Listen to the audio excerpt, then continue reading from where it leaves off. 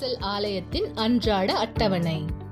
ஒவ்வொரு திங்கட்கிழமை மாலை 7 மணிக்கு தேவனோடு உங்கள் பொருளாதார வெற்றிக்காகவும் உங்கள் பொருளாதார தடைகளை வென்று எவ்வாறு வெற்றி பெறுவது என்பதை கற்றுக்கொள்ளக்கூடிய கூட்டம். ஒவ்வொரு செவ்வாய்க்கிழமை மாலை 7 மணிக்கு உங்கள் ஆரோக்கியத்தை மேம்படுத்த உங்கள் பரிசுத்த குணமாக்குதலை பெற்றுக்கொள்ளக்கூடிய கூட்டம். புதன்கிழமை மாலை 7 மணிக்கு வேதகம பாடம். தேவனோடு ஒரு பலமான உறவை கட்டமைப்பது எப்படி என்பதை கற்றுக்கொள்ளவும் உங்கள் ஆவிக்குரிய வாழ்க்கையில் முன்னேற்றத்தை பெறவும் தேவனுடைய வார்த்தையிலிருந்து நாம் அனைவரும் கற்றுக்கொள்ளக்கூடிய கூட்டமாய் இருக்கும். வியாழக்கிழமை மாலை 7 மணிக்கு உங்கள் குடும்பத்தாருக்காகவும் உங்கள் அன்பின் வாழ்க்கை திருமண ஆசீர்வாதத்துக்காகவும் உங்கள் குடும்ப சமாதானம் சந்தோஷத்திற்காகவும் ஒரு சிறப்பு கூட்டம்.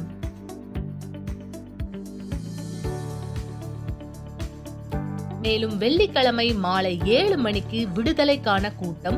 சாபங்களை உடைத்தல் மற்றும் ஆவிக்குரிய ஒடுக்குமுறையிலிருந்து விடுதலை பெற ஒரு சிறந்த கூட்டம். சனிக்கிழமை காலை 9 மணிக்கு தீர்க்க முடியாத வழக்குகள். உங்கள் விசுவாசத்தின் வல்லமையின் மூலமாய் சாத்தியமற்ற வழக்குகளை தீர்வு காண ஒரு மாபெரும் கூட்டம். மேலும் ஞாயிற்றுக்கிழமை காலை 9:30 மணிக்கு தேவனுடைய நாளான அந்த நாளிலே தேவனோடு மாபெரும் அனுபவத்தை ஏற்படுத்தவும் உங்கள் ஆவிக்குரிய வாழ்க்கையில் முன்னேற்றத்தை காணவும் ஒரு மாபெரும் கூட்டமானது இருக்கிறது. இதோ யூனிவர்சல் ஆலயத்தின் அட்டவணை. ஒவ்வொரு நாளும் ஆலயம் திறந்திருக்கிறது. திங்கள் முதல் ஞாயிறு வரை ஒவ்வொரு நாளும் மாலை 7 மணிக்கு சிறப்பு கூட்டங்கள் நடைபெறுகின்றன. மேலும் காலை 8 மணிக்கு 10 மணிக்கு மதியம் 3 மணிக்கு கூட்டங்கள் இருக்கின்றன. மேலும் விவரங்களுக்கு ஜப உதவிகளுக்கு எங்களை அழைக்கவும். 9384638738. மக்களுக்கு உதவுவதே எங்களை ஊக்குவிக்கிறது. மேலும் புதிய வாழ்க்கை உங்களுக்காக இங்கே காத்திருக்கிறது. சரியாக நீங்கள் பார்த்த பிரகாரம் மக்களே, ஒவ்வொரு நாளும் யூனிவர்சல் ஆலயம் இந்த அட்டவணையின் வரிசையிலே செயல்படக்கூடியதாக இருக்கிறது. மிக நிச்சயமாய் வெறும் அந்த நாளினுடைய அட்டவணையின் படி மட்டுமல்ல, நீங்கள் எந்த சூழ்நிலைகளை சந்திக்கிறவரா இருந்தாலும், எந்த கடினங்களை சந்திக்கிறவரா இருந்தாலும், தேவனுடைய வல்லமையிலே நீங்கள் உதவியானதை பெற்றுக் கொள்ளும்படியாக இந்த விசுவாசத்தினுடைய வார்த்தையை உங்களோடு பகிர்ந்து கொள்ள நாங்கள் தயாரா இருக்கிறோம். குறிப்பா இந்த நாள் மிக வல்லமையான விடுதலைக்கான ஜெபத்திலே நாம் இந்த இடத்தில் இணைந்திருந்தோம். எல்லா பொறாமைகளை எதிர்த்து இந்த இடத்தில் ஜெயிக்கக்கூடியவராக, என பிசாசு அதிகாரம் உடையவனாக இந்த இடத்துல இருக்கிறான். யார் மீதாக? பிசாசானவன் மக்களுடைய வாழ்க்கையை அழிக்க, கொள்ள, திருட நுழைகிறவனாக இந்த இடத்தில் இருக்கிறான். உங்களுடைய வாழ்க்கையினுடைய ஒவ்வொரு பக்கங்களிலும் அவன் பிரச்சனைகளை, கடினங்களை, சாபங்களை திணிக்க இந்த இடத்தில் வகை தேடுகிறவனாக இந்த இடத்தில் இருக்கிறான். எனவேதான் இந்த நாள் இந்த மாபெரும் விடுதலையை மக்களுடைய வாழ்க்கை மீது இந்த கூட்டங்களில் அறிக்கையிட்டோம். இந்த பொறாமையினுடைய ஆவி உடைக்கப்படும்படியாக, தேவனுடைய வல்லமை வெளிப்படுத்தப்படுவதற்காக. பயம் அசுத்தத்தினால் உண்டாக்கப்படக்கூடியது. நீங்க எத்தனை பேர் பயம் உள்ளவரா இந்த இருக்கீங்க? நீங்க எத்தனை பேர் உங்களுடைய வாழ்க்கை எந்த காரியத்தை நீங்க செய்ய விரும்பினாலும் ஒரு பயம் உங்களை தடுக்குது? நீங்க எத்தனை பேர் அப்படியான சூழ்நிலை இருக்கிறவரா இருக்கீங்க? கவனிங்க மக்களே, நீங்க எத்தனை பேர் அப்படியான பிரச்சனையை சந்திக்கிறீங்க? வேலை செய்ய பயம், வியாபாரத்தை தொடங்க பயம், உங்களுடைய திருமணத்தை தொடங்க பயம், உங்க திருமண வாழ்க்கைக்குள்ள பயம், உங்க பிள்ளைகள் குறித்த பயம், உங்களுடைய கணவர் குறித்த பயம், மனைவியை குறித்த பயம், எல்லாவற்றிலும் நீங்கள் எதை செய்ய வேண்டுமானாலும் பயம் கொள்ளுகிறவரா இருக்கீங்க. ஒருவேளை நீங்க இந்த எழுந்து பாத்ரூம் போறது கூட இந்த பயப்படுறவரா இருக்கீங்க. யாரேனும் உங்களுக்கு இந்த உதவியானதை செய்யும்படி எதிர்பார்க்கிறீர்கள். வீட்டுல தனியா இருந்தா இந்த உங்களால இருக்க முடியல. நீங்க ஏதாச்சும் ஒரு சத்தத்தை கேட்கணும்னு விரும்புறீங்க. டிவி உங்க வீட்டுல ஓடிட்டே இருக்க முடியாத விரும்புறீங்க.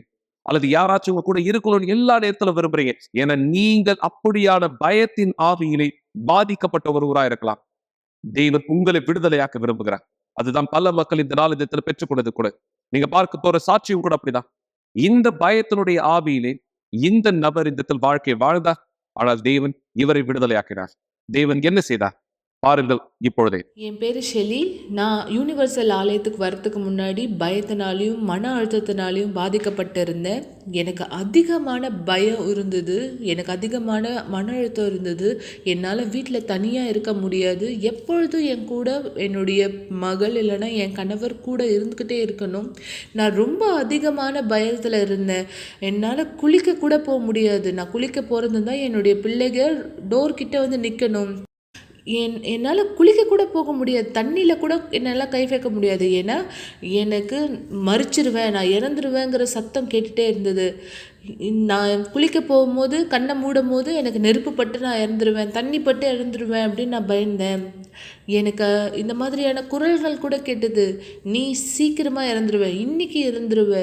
இந்த மாதிரி வேலை செய்யும் போது கூட எனக்கு இந்த மாதிரி சத்தங்கள் கேட்கும், நீ இறந்துருவ அப்படின்ட்டு. நான் உடனே என்னோட மேலதிகாரிக்கிட்ட ஓடுவேன், என் கணவரை நான் தொடர்பு கொள்ளுவேன், என் பிள்ளைகளை தொடர்பு கொள்வேன், நான் வீட்டுக்கு போகணுன்னு நினைப்பேன். என்னால் அந்த சூழ்நிலையை தாங்க முடியல. எனக்கு ரொம்ப அதிகமான பயம். சில நேரத்தில் என் கணவர் தான் கார் ஓட்டுவார், நான் பக்கத்தில் உட்காந்துருப்பேன். ஆனால் எனக்கு ரொம்ப அதிகமாக சூடாக இருக்கும், ஏர் கண்டிஷனர் ஃபுல்லாக ஆனில் தான் இருக்கும். ஆனால் எனக்கு ரொம்ப அதிகமான பயம் இருக்கும். ஏன்னா எனக்கு வந்து சூடாக இருக்க மாதிரி இருக்கும். நான் சொல்லுவேன், இல்லை இல்லை நீங்கள் காரை நிறுத்துங்க என்னன்னு சொல்லிட்டு நான் குறை சொல்லுவேன். எனக்கு பெரிய மரம் இருக்கிற இடத்துக்கு கூட்டிகிட்டு போங்க, எனக்கு மூச்சு விட முடியல, எனக்கு காற்று வேணும் அப்படின்னு சொல்லுவேன். அப்போ என் கணவர் கேட்பார், எல்லாமே ஆனில் தான் இருக்குது, ஏர் கண்டிஷன் ஃபுல்லாக இருக்குது, உனக்கு மட்டும் எப்படி இந்த மாதிரி நடக்குது, எப்படி சூடாகுது அப்படின்னு கேட்டார். அதன் பிற்பாடு என் கணவர் என்னை மருத்துவர்கிட்ட கூட்டிகிட்டு போயிருந்தார். அங்கே மருத்துவர்கள் என்னை சோதித்து பார்த்தாங்க. என் கணவர்கிட்ட கேள்வி கேட்டாங்க, இந்த மாதிரி அவங்களுக்கு ஏதாவது ஆக்சிடெண்ட் இல்லை யாராவது குடும்பத்தில் மறிச்சிருக்காங்களா, இல்லை வந்து அவங்களுக்கு ஏதாவது பாதிப்பு அதிர்ச்சி ஏற்பட்டிருக்கான்னு கேட்கும்போது என் கணவர் இல்லை, அந்த மாதிரி எதுவுமே கிடையாது அப்படின்னு சொன்னாங்க. உடனே அந்த டாக்டர் சொன்னார், அவங்களுக்கு நாம் என்டிடி தூக்க மாத்திரை கொடுத்து பார்க்கலாம், எப்படி இருக்குன்னு நம்ம பார்க்கணும், அவங்க பிரெயின் முழுவதுமாக தூங்கணும் அப்படின்னு சொல்லியிருந்தார். நான் அந்த தூக்க மாத்திரை சாப்பிடும் போது மட்டும்தான் நல்லா தூங்கினேன், நல்லா உணர்ந்தேன், அதுதான் ஒரே வழின்னு நினச்சேன். ஆனால் அதன் பிற்பாடு நான் தூக்கத்துலேருந்து எழுந்த பிற்பாடு அதே சோகம், அதே பயம், அதே மரணத்தின் பயம், அதே மன அழுத்தம் எல்லாமே என்னை சுற்றி இருந்தது. நான் சில நேரத்தில் நினைப்பேன், ஏன் இது ரொம்ப மோசமாக போயிட்டுருக்கு, என்னுடைய திருமண வாழ்க்கையை அழிக்குது, என்னுடைய வாழ்க்கையை அழிக்குது. என் கணவர் இந்த சூழ்நிலையை பார்த்துக்கிட்டே இருக்காரு, என் வீட்டுக்குள்ளே இருக்கிறதுக்கு எனக்கு பயமாக இருக்குது, என்னுடைய சொந்த வீட்டுக்குள்ளே குளிக்கிறதுக்கு பயமாக இருக்குது, எப்போதும் என்னோட கணவர் என்னோட பிள்ளைகள் என்னை சுற்றி இருந்துக்கிட்டே இருக்கணும். ஒரு நொடி கூட என் கணவரும் என் பிள்ளைகளும் என்னை விட்டு வெளியே இருக்கிறத என்னால் தாங்க முடியல. சில நேரத்தில் நான் மயக்கடிச்சு விழுந்திருக்கிறத என் பிள்ளைங்க பார்த்துருக்காங்க. என் சிந்தனை சரியானதா இல்லவே இல்லை. அதன் பிற்பாடு நான் ஒருவரால் அழைக்கப்பட்டிருந்தேன். நான் யூனிவர்சல் ஆலயத்துக்கு வந்தேன். அந்த இடத்துல எனக்கு உதவியாளர்களும் போதகர்களும் உதவி செஞ்சாங்க. நான் அந்த இடத்துல கற்றுக்கிட்டேன், எப்படி என்னுடைய பயத்தையும் என்னுடைய பதட்டத்தையும் நான் ஜெயிக்க முடியும். இயேசு மட்டுமே ஒரே வழியாக இருக்கார். என் வாழ்க்கையும் என்னுடைய பிரச்சனையோ என்னுடைய எல்லாவற்றையும் நான் அவர்கிட்ட கொடுக்கும் போது, நான் தொடர்ந்து சங்கிலி ஜபம் செய்யும் போது நான் விடுதலை பெறுவேங்கிறத உணர்ந்தேன். நான் அதிகமாக ஆலயத்துக்கு வந்தேன், நான் அதிகமாக உதவியை பெற்றுக்கொண்டேன். போதகர் மனைவின் மூலமாக நான் கவுன்சிலிங்கை பெற்றுக்கொண்டேன். நான் இனிமேலும் அந்த பயத்தில் அந்த பிரச்சனையில் இல்லை. என்னோடய திருமண வாழ்க்கை ஆசீர்வாதமாக இருக்குது. இன்றைக்கி நான் முழுமையாக விடுதலை பெற்றிருக்கேன். இனிமேலும் நான் தூக்க மாத்திரை எதையும் சாப்பிட வேண்டிய அவசியம் கிடையாது. நான் முழுமையாக இப்போ எந்த இடத்துக்கு வேணால் போக முடியும், எந்த இடத்துல வேணால் எதை வேணால் செய்ய முடியும். நான் ரொம்ப ஆசீர்வாதமாக இருக்கேன். கவலைப்படுவதை நிறுத்துங்கள் என்ற நிகழ்ச்சியை பார்த்து கொண்டிருப்பதற்கு மிக்க நன்றி. கூட்டம் முடிந்த பிற்பாடும் நீங்கள் எங்களை தொடர்பு கொள்ளலாம். மறந்து விடாதீர்கள், எங்களுடைய எண் 9346387338. நன்றி. மகளே, இந்த நபர் இந்த பயத்தின் ஆவியிலிருந்து விடுதலை பெற்றார். தேவன் ஆசீர்வாதமானது இவருடைய வாழ்க்கையின் மீது பூரணமானதாய் இடத்தில் நிரப்பப்பட்டு வழிநிறுத்தப்படுகிறவரா இடத்துல இருக்கிறார். நீங்க யார் இந்த பிரச்சனையை சந்திக்கிறவரா இருக்கீங்களோ, ஒருவேளை உங்களுக்கு இந்த பிரச்சனையானதில்லை, நீங்க பாக்குறீங்க, பாச என்னுடைய மகனுக்கு என்னுடைய மகளுக்கு இப்படியான பயம் இந்த இடத்தில் இருக்கிறது, அவன் வீட்டை விட்டு தனியா வெளியில போக கூட விதத்துல விரும்பல. சில நேரம் நீங்க பார்க்கிற இந்த பயம் சரீரத்திலே கிடையாது, இந்த பயம் அவர்களுடைய ஆத்மாவிலே அவருடைய இருதயங்களுக்குள்ளாக நடுக்கம். இந்த பயமானது இந்த வெறும் தைரியத்தின் வார்த்தையினால் மட்டும் ஒருவர் பெறுவதில்லை, அல்லது அவர்களது வளர்ந்தாயத்துல சரியாப்படும். அவர் வளருவதனால் மட்டும் கிடையாது. ஏன்னா நீங்க சாட்சியில பார்த்த இந்த நபர் ஒரு முதிர் வயதான நபரை கொள்ளக்கூடாது, ஒரு இளம் பெண்மணி, சரியா? இவங்களுக்கு இந்த பயமானது இந்த இருந்தா எப்படியாவது இந்த திரும்ப முடியும். ஆனா தேவன் இந்த நபருடைய பயத்தை நீங்கினார். இவர் இந்த விடுதலை பெற்றுக் கொள்ளும்படி தேவன் அதை உங்களுக்கும் செய்ய விரும்புகிறார், உங்க வீட்டுக்கும் செய்ய விரும்புகிறார், உங்க வீட்டாருக்கும் செய்ய விரும்புகிறார். எனவேதான் மக்களை, ஒவ்வொரு நாளும் நீங்கள் இந்த பார்த்த பிரகாரம் ஆலயம் திறந்ததா இருக்கிறது, வரவேற்கப்படுகிறீர்கள். உங்களுடைய வாழ்க்கையானதை மாற்றிக் கொள்ளும்படியாக. நீங்க யார்? உங்களுடைய விசுவாசத்திலே உங்கள் குடும்பத்திற்கு ஜெபித்துக் கொண்டிருக்கிறீர்களோ, இந்த ஜெபம் பலனளிக்கும் என்பதற்கான ஒரு ஆதாரத்தை நான் காண்பிக்க விரும்புகிறேன். என இந்த தாயார் தன்னுடைய மகன் மீது ஒருபொழுது நம்பிக்கை இழக்கல. போதை பழக்கத்திற்கு அடிமையாக, தவறான சகவாசத்திற்கு இந்த இணைந்தவனாய், போதை மருந்துகளின் இருக்கிறவனாய் கூட, பல குற்ற செயல்கள் இந்த ஈடுபட்டவனாய் கூட இருந்த இந்த மகன் மீது அந்த தாய் ஒருபொழுது நம்பிக்கை இழந்து போகல. தொடர்ந்து தன்னுடைய மகனுடைய வாழ்க்கையின் மாற்றத்திற்காக தேவனோடு தன் மகன் இணையும்படியாக அந்த விசுவாசத்தை வெளிப்படுத்தினார். அதனுடைய பலனை இந்தவர் அடைந்தவராய் இருக்கிறார். நீங்க யார் உங்க குடும்பத்துக்கு ஜெபிச்சிட்டு இருக்கீங்களோ, ஒருவேளை உங்க கணவருக்காக ஜெபிச்சிட்டு இருக்கீங்க. நீங்க இந்த இடத்துல பார்த்தீங்க கணவர் பல வருடங்களாய் குடிக்கு அடிமையா இருக்கிறார், சிகரெட் பழக்கத்திற்கு அடிமையா இருக்கிறார், பாக்கு பழக்கத்துக்கு அடிமையா இருக்கிறார். அல்லது இந்த நாட்களுடைய வாலிபர்கள் பலர் நாம இந்த நாட்டுல பார்த்துட்டு இருக்கோம், போதை மருந்துகளுக்கு இந்த இடத்துல அடிமையாயிட்டு இருக்காங்க. இந்த கலாச்சாரமானது இந்த நாள் இந்த மக்களுக்குள்ளாக, வாலிபர்களுக்குள்ளாக இந்த இடத்துல நுழைகிறதா இருக்கிறது. போதை பழக்கத்திற்கு இந்த இடத்துல அடிமை. நீங்க இந்த இடத்துல ஒரு அம்மாவா, ஒரு அப்பாவா, எதிர்காலங்கள் குறித்து பயந்து நடுங்கிட்டு இருக்கீங்க, அழுதுட்டு இருக்கீங்க. ஆனா இந்த தாயா தன் விசுவாசத்தை செயல்படுத்தி தன்னுடைய மகனை எப்படியாக இந்த இடத்துல மீட்டுக் கொண்டார்.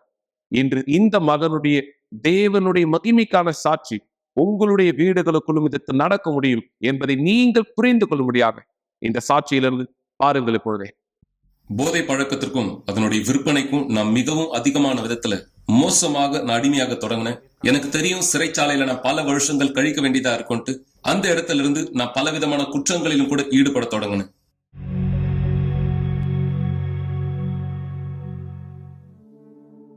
எஃப்எல்ஓ பிறக்கும் போது ஆரோக்கியமா தான் பிறந்தான். கீழ்ப்படுகிற பையனா இருந்தான். ஆனா அவனுக்கு 10 வயது ஆகும்போது அவனுடைய வாழ்க்கையே மாற ஆரம்பிச்சது. அவனுடைய குணாதிசயம், நடவடிக்கை எல்லாமே மாறுச்சு. எனக்கு நல்லா ஞாபகம் இருக்கு. அவனுக்கு 10 வயசு இருக்கும் பொழுது ஒரு தடவை நான் பள்ளிக்கூடத்துக்கு போயிருந்தேன் அவனை கூட்டிட்டு வர்றதுக்கு. ஆனா அவன் அங்க இல்ல. அவன் வீட்டை விட்டு வெளியேறிட்டான். அதன் பிற்பாடு அவன் வீடே திரும்பல. அன்னையில இருந்துதான் எல்லாமே மாற தொடங்குச்சு. சரி, அந்த நாள் தொடங்கி என்னுடைய வாழ்க்கையில எல்லாமே மாற தொடங்கியது. நான் சிகரெட் பிடிக்க ஆரம்பிச்சேன், வீட்டின்ற போதை மருந்து எடுத்துக்க ஆரம்பிச்சேன். அந்த கம்ம மோறதுனால வரக்கூடிய அந்த போதை. சரியா 12-13 வயசு இருக்கும்பொழுது என்னுடைய முதல் திருட்டானதை நான் செய்தேன். இந்த காரணத்தினால நான் கைது செய்யப்பட்டேன். நான் மைனரா இருக்கிறதுனால ஒவ்வொரு முறையும் கைது செய்யப்படுவேன், வெளியில வருவேன், சில நேரம் தப்பிச்சு ஓடுவேன். இப்படியாதான் என்னுடைய வாழ்க்கையானது இருந்தது. அதே போல நான் மேஜரான பொழுது நான் கைது செய்யப்பட்டேன். 4 வருஷம் 4 மாசம் சிறையில நான் இந்த இடத்துல கழிச்சேன். சிறையில இருந்து நான் இந்த இடத்துல வெளியே வந்த பொழுது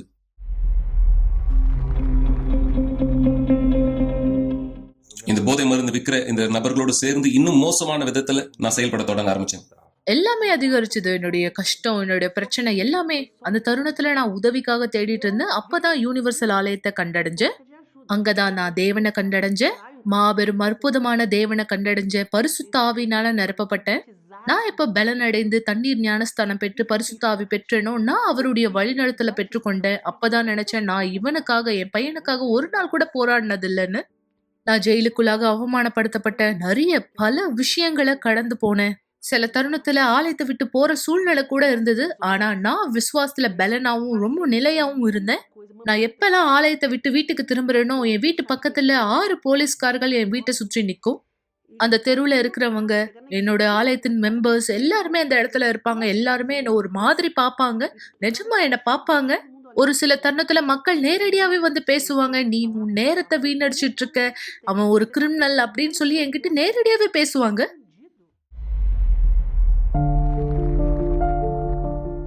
12 வருட காலமா நான் அவனுக்காக போராடிக்கிட்டு இருக்கேன். ஒரு நிமிஷம் கூட அவனுக்காக சோர்ந்து போகணும்னு நினைச்சதே இல்ல. ஒரு நொடி, ஒரு தருணம் கூட எனக்கு சந்தேகம் இல்ல. பிஷப் மசேதோ சொன்னது போல 1 மில்லி நமக்கு சந்தேகம் இருந்ததுன்னா நாம் அதை பெற்றுக்கொள்ள மாட்டோம்னு. அதனாலதான் ஒரு சிறப்பு நிகழ்ச்சியும் நான் உறுதியா இருந்தேன். ஒவ்வொரு தடவையும் நான் பீடத்துக்கு போகும்போது என் பையன் மாறுவாங்கிற உறுதி எனக்குள்ள இருந்தது. அதுதான் எனக்கு முக்கியமா இருந்தது. ஆனா இந்த சிறப்பு நிகழ்ச்சியில எனக்கு உறுதி இருந்தது. நான் பீடத்து மேல ஏறும்பொழுது முழுமையான விடுதலை பெறுவேங்கிற வித்தியாசம் எனக்குள்ள இருந்தது. இது என்னமோ இதுதான் கடைசி முறை நான் பீடத்து மேல ஏறுற மாதிரி எனக்கு பதில் கிடைச்சிருச்சுங்கிற உறுதியோட போனேன். ஒரு தருணத்துல நான் பீடத்து மேல ஏறினேன். எல்லாமே எதையுமே விடல, எல்லாத்தையும் கொடுத்தேன். நான் பீடத்து மீது அந்த என்வலப்பை வைக்கும் பொழுது நான் என்னுடைய பையனை அந்த இடத்துல வச்சுதான் நான் பார்த்தேன். தேவன் அந்த இடத்துல என்னுடைய மகனை பெற்றுக்கொண்டாருங்கிற உறுதி எனக்குள்ள இருந்தது. இது மிகவும் உண்மை. ஏன்னா நான் அந்த இடத்துல என்னுடைய பையனுடைய வாழ்க்கையை தேவனுடைய கரங்கள்ல வச்சேன். தேவன் அந்த இடத்துல என் மகனை அவருடைய கையில எடுத்துக்கிட்டாரு. வேற எதுவுமே இல்ல. தேவனே, இதை தவிர என்கிட்ட எதுவுமே இல்ல கொடுக்கறதுக்குன்னு சொன்னேன். இந்த இடத்துல என்னுடைய மகன் இருக்கான், என்னுடைய கண்ணீர் இருக்கு, இதுதான் என்கிட்ட இருக்குன்னு நான் சொன்னேன். எல்லாவற்றையும் கொடுத்த பிற்பாடு எனக்குள்ள உறுதி இருந்தது, சந்தோஷம் இருந்தது, சமாதானம் இருந்தது. மேலும் எனக்கு தெரியும் தேவன் எனக்கு பதில் அளிச்சிருக்காருன்னு. அவர் என்னுடைய ஜபத்தையோ என்னோட தியாகத்துக்கோ பதில் கொடுத்திருக்காங்கிற உறுதி எனக்குள்ள இருக்கு. இதன் பிற்பாடுதான் முக்கியமான அத்தியாயமே ஆரம்பிக்குது. ஒரு கொலையில நான் ஈடுபட்டிருந்தேன், ஒரு பையனுடைய கொலை வழக்கு. அந்த கொலையானது பல விதமான பிரச்சனைகளை எனக்கு கொண்டு வர ஆரம்பிச்சது. கோபத்துல அந்த பையனை கொன்ற அந்த கும்பலானது பிற்பாடு என்னையும் கொல்லும்படியாக அவங்க ஆள் அனுப்பியிருந்தாங்க. எல்லாமே ஒழுங்குபடுத்தப்பட்டதாக இருந்தது. பல நபர்கள் இடத்துல அவங்க பேசி வச்சிருந்தாங்க, பல குழுக்கள் இடத்துல. அப்படியான குழு என்னை கொல்றதுக்கு இந்த இடத்துல அவங்களுக்கு தைரியமானது இல்ல. ஏன்னா நாங்க எல்லா தவறுகளையும் ஒன்னா சேர்ந்து தான் செய்யக்கூடியவரா இருந்தோம், எல்லா குற்றங்களை சேர்ந்து செய்யக்கூடியவராக இருந்தோம், ஒரே இடத்துல தங்கக்கூடியவராக இருந்தோம். எல்லா விதமான தவறுகளையும் நானும் அந்த நபரும் சேர்ந்து செய்யக்கூடிய நபரா தான் இருந்தோம். நானும் அந்த நபரும் மோட்டர் பைக்ல இந்த இடத்துல போயிட்டு இருக்கும்பொழுது ஒரு விபத்தானது நேர்ந்தது. அவன் கீழே விழுந்து இந்த இடத்துல கழுத்து முறுக்கி அவன் இறந்துட்டான். நான் மிக அதிகமான காயத்தோடு இந்த இடத்துல கண் விழித்து பார்க்கும்பொழுது நான் மருத்துவமனையில் இருந்தேன். எனக்கு மிக மோசமானது, அடிபட்டிருந்தது, என்னுடைய கை உடைஞ்சிருந்தது. எனக்கு தெரியும் நான் கைது செய்யப்பட்டிருக்கேன்ட்டு. எனக்கு ஏற்கனவே 2 வாரண்ட் என் பேர்ல இருந்தது. நான் என் மகனை பீடத்தின் மேல ஒப்படைச்சிருக்கேன். அந்த செய்தி எனக்கு அதிர்ச்சியை கொடுத்தது. ஏன்னா எனக்கு தெரியும் நான் தேவனிடத்துல என் பையனை ஒப்பு கொடுத்திருக்கேன். 100% நான் தேவனை நம்புறேன். நான் இருந்த சிறையில இருந்து ஒரு மிகப்பெரிய சிறைக்கு இந்த இடத்துல மாற்றப்பட்டேன். அந்த மிகப்பெரிய சிறையிலும் கூட தொடர்ந்து நான் குற்றங்களை செய்ய ஆரம்பிச்சேன். அவங்க ஒரு போனா இருந்தது. இன்னும் அந்த போதை மருந்து விற்கிற மக்களோடு இந்த இடத்துல நான் தொடர்புல தான் இருந்தேன். அந்த நாள் சிறையில ஒருத்தன் வர்றதை நான் இந்த இடத்துல பார்த்தேன். அந்த நபர் முன்னாடி ஒருத்தனை கொலை பண்ணி இருந்தா. அந்த நபர் இந்த இடத்துல கொலை பண்ணும்போது அந்த நபர் பக்கத்திலேயே இந்த இடத்துல நான் இருந்தேன். அந்த நபரும் எனக்கு எதுவும் செஞ்சதில்லை, நானும் அந்த நபருக்கு எந்த கெடுதலும் செஞ்சதில்லை. அதனால நாங்க பேச தொடங்க ஆரம்பிச்சோம். அந்த நபர் இடத்துல அப்படியே நான் பேசும்போது நான் சொன்னேன், நீ அந்த நபர் 6 முறை சுட்ட, அந்த நபர் பக்கத்துல தான் இருந்த. அந்த நபர் அதுக்கு சொன்னார், நீ அந்த நபர் பக்கத்துல இருந்தியா? இல்ல நீ அந்த நபர் பக்கத்துல எல்லாம் இல்லையே. நான் சொன்னேன், இல்ல நான் அங்கதான் இருந்தேன். இல்ல நீ அந்த இடத்துல இல்லவே இல்ல நான் அந்த நபர் பக்கத்துல தான் இருந்தேன், ஆனா நான் உன்னை பார்க்கவே இல்லையே அப்படின்னு சொன்னார். நான் சொன்னேன், இல்ல அந்த நபர் பக்கத்திலேயே தான் நான் இருந்தேன். அந்த நபர் அதுக்கு சொன்னார், நான் அந்த நபரை மட்டும் தான் இந்த இடத்துல நோக்கமா இருந்தேன், நான் உன்னை இந்த இடத்துல பார்க்க கூட இல்லை, நான் நம்புறேன் நான் இப்ப குருடனா மாறிட்டேன்ட்டு. அந்த நேரம் நான் உணர தொடங்க ஆரம்பிச்சேன், எங்க அம்மா வணங்குற அந்த தேவன் தான் என்னை விடுவிச்சிருக்கார். ஏன்னா சின்ன வயசுல இருந்து பல முறை பல பிரச்சனையில இருந்து அப்படியாக நான் விடுபட்டு இருக்கேன். அந்த மிகப்பெரிய பைக் விபத்துல இருந்தும் அவர் என்னை காப்பாத்திருக்கார். அவர் எனக்குள்ளாக வேலை செய்யறதை நான் பார்க்க தொடங்கினேன். நான் என்னை தாழ்த்தினேன். என்னுடைய தவறான செயல்கள் எனக்கே இந்த இடத்துல அருவருப்பா தோண ஆரம்பிச்சது. சிகரெட் பிடிக்கிற பழக்கங்களை நிறுத்தினேன். அந்த வீட்டின்ற போதை மருந்தை பயன்படுத்தி நிறுத்தினேன். இப்படியாக எனக்குள்ளாக இருந்த எல்லா பழக்கங்களும் இந்த இடத்துல மாற்ற தொடர்ந்தேன். அப்படியான சூழ்நிலை தான் சிறையில இனியும் யாரும் வந்து பார்க்க முடியாது அப்படின்ற சூழ்நிலைக்கு இந்த இடத்துல தள்ளப்பட்டோம். இனியும் ஆலயத்தினுடைய எந்த பணியும் இந்த இடத்துல சிறைக்குள்ளாக இல்லை அப்படின்ற ஒரு சூழ்நிலை தள்ளப்பட்டோம். ஏன்னா அது கோவிட் நேரமா இருந்ததுனால அந்த நேரத்துல இருந்து என்னுடைய விசுவாசத்தை நான் பயன்படுத்த தொடங்க ஆரம்பிச்சேன். நான் பிஷப் மசீத் அவருடைய ஞாயிற்றுக்கிழமை கூட்டங்கள் இந்த இடத்துல பார்க்க தொடங்கினேன். சில நேரம் பிஷப் ரெனாட்டோ, சில நேரம் பிஷப் அடிசன் அவங்களுடைய கூட்டங்கள் எல்லாம் பார்க்க ஆரம்பிச்சேன். திங்கட்கிழமை தொடங்கி வெள்ளிக்கிழமை வரையும் சிறையில இருக்கிறவங்களுக்காக கொடுக்கப்படுகிற அந்த விசேஷமான செய்தியை நான் கேட்க தொடங்க ஆரம்பிச்சேன். அந்த செய்தி தான் எனக்காக ஆகாரமானதா இருந்தது. என்னை அது மாற்ற தொடங்கிச்சு, அது என்னை பலப்படுத்திச்சு. அந்த வார்த்தை எல்லாமே எனக்காகவே பேசப்பட்டது போல இருந்தது. 2021 வருஷம் யாப்போக்கின் ஆற்றன்றின் சிறப்பு நிகழ்ச்சி இந்த இடத்துல வந்தது. அந்த நேரம் என்கிட்ட கொஞ்சம் பணமானது இருந்தது. நான் முன்னாடி சந்திச்ச அந்த பைக் விபத்துல இருந்து வந்த இன்சூரன்ஸ் பணமானது என்னிடத்துல இருந்தது. நான் அந்த பணத்தை பத்திரமா வச்சிருந்தேன். ஏன்னா சிறையில இருந்து வெளியில வந்த போது அது எனக்கு தேவைப்படும்ன்றதுக்காக. அந்த நேரம் பிஷப்போட செய்தியை நான் கேட்கும் பொழுது அந்த பாஸ்டர் சொல்லியிருந்தார், நீங்க யார் சிறையில இருக்கீங்களோ நீங்களும் கூட தியாகம் செய்யறதுக்கான வாய்ப்பு உங்களுக்கு இருக்குன்னு சொல்லியிருந்தார். சிறைக்குள்ளாக இருந்து கூட நீங்க தியாகம் செய்ய முடியும்னு சொன்னார். நான் தேவனிடத்துல ஜெபிச்சேன். தேவன் எனக்கு வழிநடத்தல கொடுத்தார். தேவன் சொன்னார், முன்னோக்கி போ. அந்த நேரம் எங்க அம்மா கிட்ட நான் பேச தொடங்கினேன். அந்த நேரம் 20 நிமிஷம் தான் இந்த இடத்துல பார்த்து பேச முடியும். பார்த்து கூட இந்த இடத்துல நேரடியா பேச முடியாது, பேசத்தான் முடியும். எங்க அம்மா கிட்ட நான் சொன்னேன், அம்மா என்கிட்ட இருக்கிற எல்லாத்தையும் எடுத்து பீடத்து மேல இந்த இடத்துல தியாகமா செய்யுங்கன்னு சொன்னேன். அதன் பிற்பாடு நான் தேவனிடத்துல பேசினேன். தேவனிடத்துல இப்படியா சொன்னேன், தேவனே இந்த இடத்துல இருந்து நான் வெளியே வரும்போது பரிசுத்தாவி இல்லாம இந்த இடத்துல நான் வெளியே வரக்கூடாது. ஏன்னா பரிசுத்தாவி இல்லாம நான் மீண்டும் வெளியே வருவேன்னா மீண்டும் அதே தவறான செயல்களை தான் இந்த இடத்துல நான் செய்ய போறேன். அதனால இங்கு நான் பரிசுத்தாவை பெற்றுக்கொள்ளணும் அப்படின்னு நான் கேட்டேன். அந்த நேரம் நான் தேவனிடத்துல சொன்னேன், தேவனே நான் இந்த தியாகமான செய்யறேன், நீங்க எனக்குள்ளாக இந்த இடத்துல வர்றதுக்காக. ஏன்னா அந்த நேரம் அந்த இஸ்ரவேல் சிறப்பு நிகழ்ச்சியினுடைய நோக்கம் நம்முடைய அடையாளத்தை இந்த இடத்துல மாற்றிக்கொள்ளும்படியாக இருந்தது. என்னுடைய அடையாள அட்டையில என்னுடைய அப்பாவுடைய பேர் இருக்கும் நான் இந்த இடத்துல விரும்பினேன். ஏன்னா முன்னாடி நான் பிசாசுனுடைய பிள்ளையாக இருந்தேன், இப்ப நான் தேவனுடைய பிள்ளையாக இந்த இடத்துல மாற விரும்புறேன். அதுதான் என்னுடைய அடையாளமா இருக்கும்னு நான் கேட்டேன். அங்கு என்னுடைய எல்லாவற்றையும் நான் அர்ப்பணிச்சேன். அதன் பிற்பாடு டிசம்பர் மாதம் 2021 தானியல் உபவாசமானது வந்தது. அந்த நிகழ்ச்சியிலும் கூட நான் முழு பலத்தோடு இந்த இடத்துல கலந்து கொண்டேன். ஜனவரி மாதம் 9 ஒரு மிக அற்புதமான அருமையான நாளாக இருந்தது. பிஷப் எடிசன் இந்த இடத்துல கூட்டமானது எடுத்துக்கொண்டிருந்தார். ஒரு சின்ன இடம் தான் இருந்தது. நான் அந்த டிவி இந்த இடத்துல பார்க்கறதுக்காக நான் அந்த நிகழ்ச்சி அந்த கூட்டத்துல கலந்து கொண்டேன். அந்த நிகழ்ச்சியில இந்த இடத்துல நான் தேவனோடு பேச தொடங்கி இருந்தேன். அங்கு தேவன் என் மேல இறங்கின பொழுது, தேவனுடைய சிந்தனை எனக்குள்ளாக இந்த இடத்துல வந்த போது, தேவனுடைய ஆவியின் அபிஷேகம் எனக்குள்ளாக இந்த இடத்துல வந்த போது தேவன் உறுதிப்படுத்தினார், இப்பொழுது நீ என்னுடைய மகனாக இந்த இடத்துல இருக்கன்ட்டு, இப்பொழுது நீ என்னுடைய பிள்ளையாக இருக்க. அதுதான் உறுதியாக எனக்கு கிடைச்சது. நான் இந்த இடத்துல நினைச்சேன், நான் கைது செய்யப்பட்டு சிறையில கூட இந்த இடத்துல இல்ல, நான் வெளியே இருக்கிறது போல உணர்ந்தேன், சுதந்திரமா இருக்கிறது போல நான் உணர்ந்தேன். உடனே நான் ஒரு பேப்பர் பென் எடுத்து எழுத ஆரம்பிச்சேன். என்னுடைய அம்மாக்காக நான் இந்த இடத்துல எழுத ஆரம்பிச்சேன். எனக்கு என்ன நடந்ததோ அதை நான் சிறையில இருக்கிற மற்ற நபர்களோடு இந்த இடத்துல நான் பேசியிருப்பேனா, ஒருவேளை அவங்க இப்படியா கூட சொல்லியிருக்கலாம், இவனுக்கு என்னாச்சுன்னு தெரியல, எனக்கு பைத்தியம் பிடிச்சிருக்குன்ட்டு. நான் அந்த கடிதத்தை திறந்து படிக்கும் பொழுது அவர் பரிசுத்தாவினால நிரப்பப்பட்டதா சொல்லியிருந்தாரு. அந்த கடிதத்தின் மூலமா அவன் அழறாங்கிறத நான் புரிஞ்சுக்கிட்டேன். நான் அந்த லெட்டரை மூடிட்டு நான் தேவன் இடத்துல சொன்னேன், தேவனே நன்றி, எல்லாமே முடிஞ்சிருச்சு. நான் எந்த தருணம் அந்த லெட்டரை மூடினோ அந்த தருணம் எல்லாமே முடிஞ்சிச்சு. அவன் எந்த இடத்துல இருக்கான்னு தெரிஞ்சிருச்சு. அதுதான் எல்லாமே முடிஞ்சிருச்சு.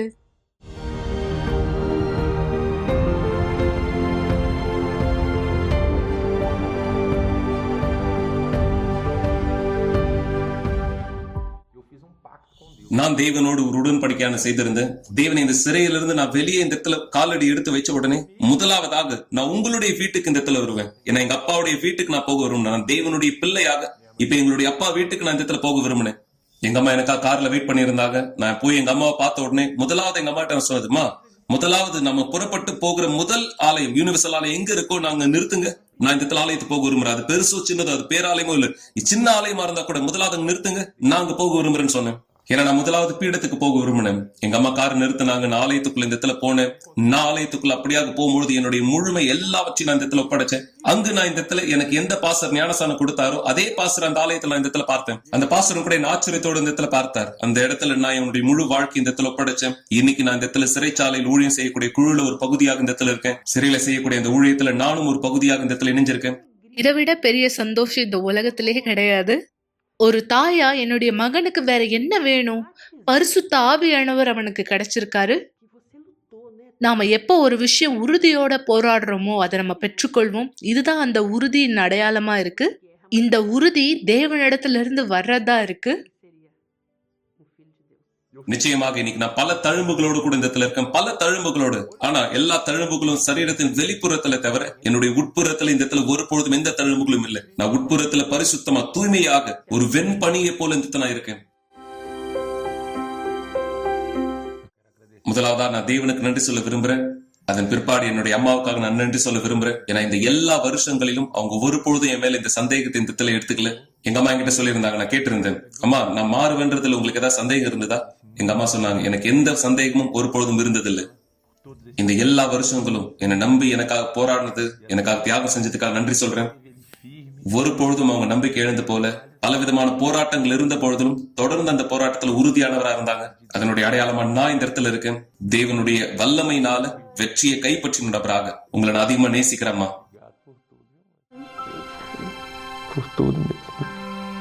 கவலைப்படுவதை நிறுத்துங்கள் என்ற நிகழ்ச்சியை பார்த்து கொண்டிருப்பதற்கு மிக்க நன்றி.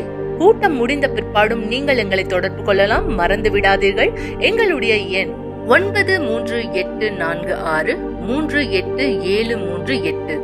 நன்றி. இந்த சாட்சி உங்களுக்கான ஆதாரம். உங்களுடைய ஜெபத்திற்கு தேவன் பதில் கொடுப்பார். ஆம், விசுவாசம் உள்ள ஜெபம் இந்த தேவனுடைய வல்லமை மக்களுடைய வாழ்க்கையில் இந்த வெளிப்படுத்தும். நம்பிக்கை இழக்காதீங்க, சொர்ந்து போகாதீங்க. தேவனுடைய பலனோடு உங்களுடைய வாழ்க்கையை மாற்றிக்கொள்ள கதவுகளை இந்த தேவனுக்கு கைத்தராங்க. மக்களே, இதனால் வரை அசுத்தத்தை திறந்தீங்க, பாசனாய பசு திறந்து தேவனுடைய கதவு அடைக்கப்பட்ட பொழுது நீங்கள் பிசாசுடைய கதவை திறக்கிறீங்க. இதனால் வரை பிசாசுக்கான கதவை திறந்தீர்கள். ஆனால் தேவன் இந்த நேரம் வாசற்படியில் என்று கதவை தட்டுகிறார். அவர் சத்தத்தை கேட்டு நீங்கள் இடத்தில் கதவை திறந்தால் அவர் உள்ளே நுழைவார். உங்கள் வாழ்க்கையை, உங்கள் வீட்டை, உங்களுடைய குடும்பத்தை, உங்களுடைய திருமணத்தை ஆசீர்வதிக்கும் பொருட்டு இந்த விசுவாசத்திலே நாம் இணையலாம். தேவன் உங்களுக்கு இந்த உதவி செய்யும்படியாக இது ஜெபத்திற்கான நேரம். ஒரு கிளாஸ் தண்ணீரை ஆயத்தப்படுத்திக் கொள்ளுங்கள் அல்லது தொலைக்காட்சிக்கு அருகாமையிலே வாருங்கள். இந்த நேரம் உங்களுக்கான ஒரு சிறப்பு ஜெபத்தை நாம் செய்ய போகிறோம். பரிசுத்த தேவனே, எங்கள் ஆண்டவராக இயேசுவே, நீர் நேற்றும் என்றும் என்றும் மாறாத சர்வ வல்லமையான தேவனாயிரத்தில் இருக்கிறேன். யாரெல்லாம் உம்முடைய வார்த்தையை கேட்டு யாரெல்லாம் உம்முடைய வழிகளில் நடக்கிறவரா இருக்கிறார்களோ, இந்த தேவனை அவர்களுடைய வாழ்க்கையை நீர் உம் வல்லமையான கரத்திலே ஆசீர்வதிக்கிற தேவனாயிரத்தில் இருக்கிறேன். எனவேதான் இந்த நேரம் இந்த விசுவாசத்தில் இந்த மக்களுடைய வாழ்க்கையானதை நகர்த்த கேட்கிறேன். உம்முடைய பலனிலும் உம்முடைய வல்லமையிலும் உம்முடைய ஆவியிலும் இவர்களது வாழ்க்கை இந்த தேவனை மகிமைப்படுத்தப்பட முடியாத சாட்சியா இடத்தில் மாற இவருடைய வீட்டை ஆசீர்வதிக்கிறேன், இவருடைய குடும்பத்தை ஆசீர்வதிக்கிறேன், இவர் பிள்ளைகளை ஆசீர்வதிக்கிறேன். இந்த இவர்கள் கையிட்டு செய்கிற ஒவ்வொரு காரியத்தை ஆசீர்வதிக்க கேட்கிறேன். நீர் எங்களுடைய தேவன் என்ற இந்த வாயின் வார்த்தையினாலே எங்கள் வாழ்க்கையினுடைய சாட்சியினாலே எல்லோரும் இதத்தில் தெரிந்து கொள்ளும்படியாக என் தேவனை இதோ உங்களுடைய கைகளிலே இந்த மக்களுடைய வாழ்க்கையானதை இதத்தில் படைக்கிறேன். உம் சித்தம் இவர்களது வாழ்க்கை மீது நிறைவேறட்டும். இந்த எளிமையான ஜெபத்திலிருந்தும் கூட இவர்கள் ஒவ்வொருத்தருடைய வாழ்க்கையை ஆசீர்வதியும் தேவனே. வழி நடத்தும் பரிசுத்தாவியானவரே, எங்கள் ஆண்டவராகிய இயேசு கிறிஸ்துவின் பெயரால் இந்த குடும்பத்தை இந்த மக்களுடைய வாழ்க்கையை வழியை ஆசீர்வதிக்கிறேன். ஆமென். தேவன் உங்கள் ஒவ்வொருத்தருடைய வாழ்க்கை இந்த ஆசீர்வதிக்கட்டும்.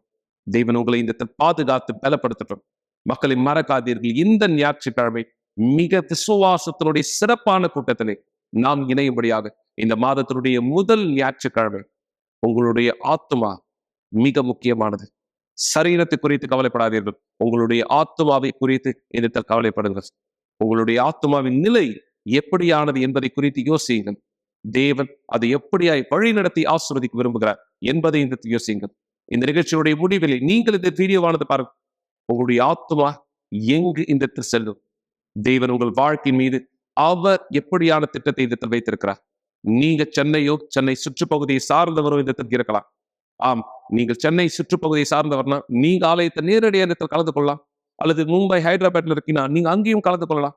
அல்லது வேறு மாநிலத்தில் உள்ளவராக இருக்கிறீர்கள், நீங்கள் இந்த எங்களோடு இணைய விரும்புகிறீர்கள், தொலைபேசி எங்களை தொடர்பு கொள்ளுங்கள். தேவன் உங்களுக்கு வழி நடத்துதலை வைத்திருக்கிறார். நீங்கள் இந்த ஆசீர்வாதங்களில் எங்களோடு இணையும்படியாக தேவன் உங்கள் எல்லோரையும் ஆசீர்வதிக்கட்டும். ஒரு நாள் நீங்க கடைசியா இந்த உலகத்துல எழுந்துப்பீங்க. அந்த நாள் கடைசியான நாளா இருக்கும்.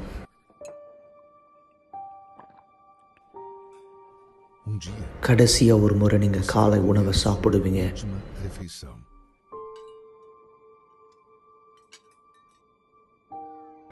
ஒரு நாள் உங்க குடும்பத்தினுடைய முகத்தை கடைசியா நீங்க பார்ப்பீங்க.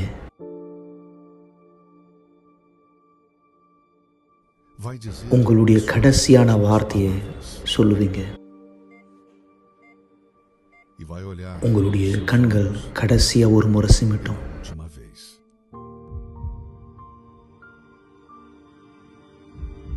உங்க இருதய துடிப்பு கடைசியா ஒரு முறை துடிக்கும்.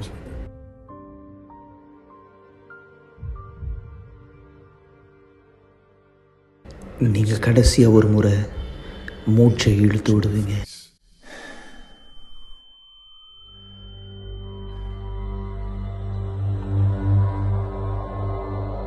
அந்த நேரம் உங்களுடைய ஆவிக்குரிய கண்களை திறக்கப்படும்.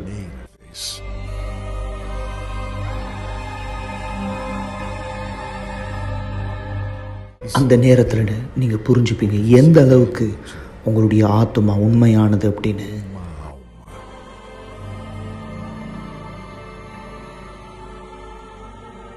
அந்த நாள் இந்த பூமியில நடந்தது எல்லாமே உங்களுடைய ஆத்மாவை காப்பாற்ற மட்டும் நீங்க புரிஞ்சுப்பீங்க. கடைசியா ஒரு முறை நீங்க அதை பார்க்குற நேரம் உங்க ஆத்மாவை வந்து கொண்டு போறது யாரு? அந்த நேரம் நீங்க யார்கிட்ட உங்க நேரத்தை கொடுத்தீங்களோ, யார்கிட்ட உங்க நாளை கொடுத்தீங்களோ, யார்கிட்ட உங்க விருப்பத்தை செஞ்சீங்களோ, யாரை நீங்க வணங்குனீங்களோ, இந்த வாழ்க்கையில இது உங்களை பதட்டப்படுத்துதா இல்ல இது உங்களை உறுதிப்படுத்துதா? உங்க கடைசி நாள் இந்த பூமியில உங்களுடைய முதல் நாள் அமைய போது பரலோகத்துல தேவனோடு சந்தோஷமா அல்லது நித்திய கால மரணம் நரகத்தில்.